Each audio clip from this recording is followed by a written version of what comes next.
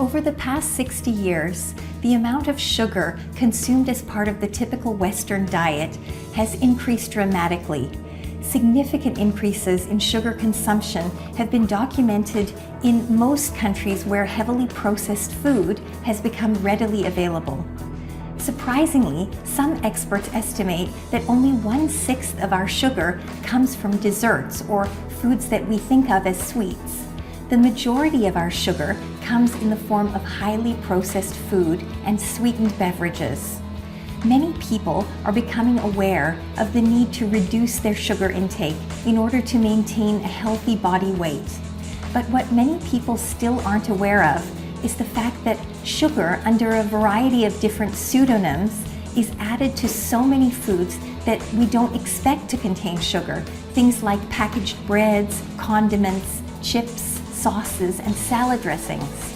In 2015, the World Health Organization released new guidelines strongly recommending that all adults and children reduce their sugar intake to less than 10% of total calories consumed.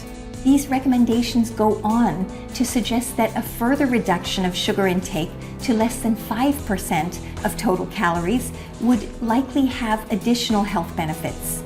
These recommendations focus on free sugars, those that are added to foods by the manufacturer, the cook, or the consumer, as well as sugars that are naturally present in honey, syrups, and fruit juices.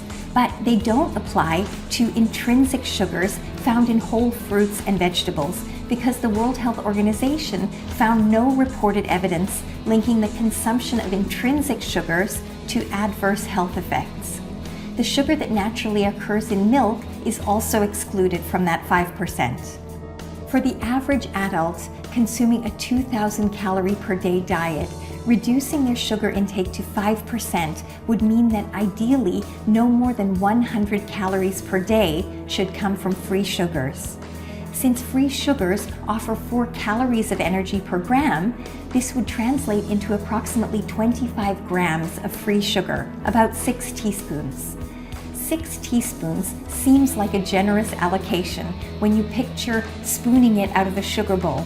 But when you begin to look at the nutrition labels of most packaged foods, the numbers begin to add up incredibly quickly. For example, a 1/2 cup serving of organic granola can contain 16 grams or 4 teaspoons of sugar.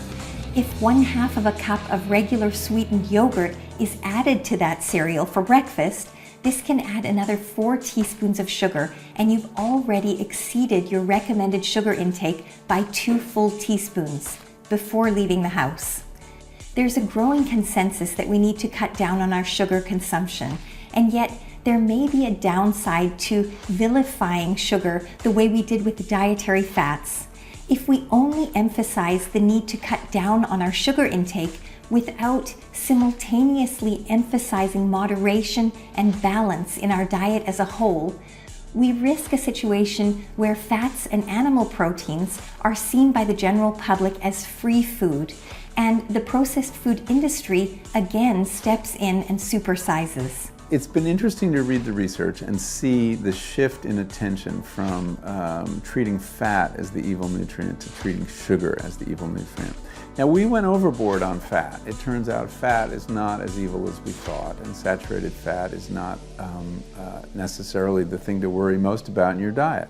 And in fact, our obsession with saturated fat led us to promote trans fats, which turned out to actually be lethal. So I'm very wary of focusing all our attention on a single nutrient. Sugar's been part of the human diet for a very long time. It's prized by people all over the world. We have evolved to like the flavor of sugar for very good reasons, but we are eating too much of it. And I think we definitely need to cut down on the amount of sugar we're eating, but I think companies need to disclose added sugar, which they don't now have to do in processed foods.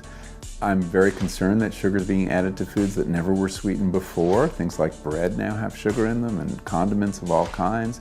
Because if you put more sugar in a food, you will sell more of it. So we need to be conscious of it. But does it explain everything about our diet? No, it really doesn't.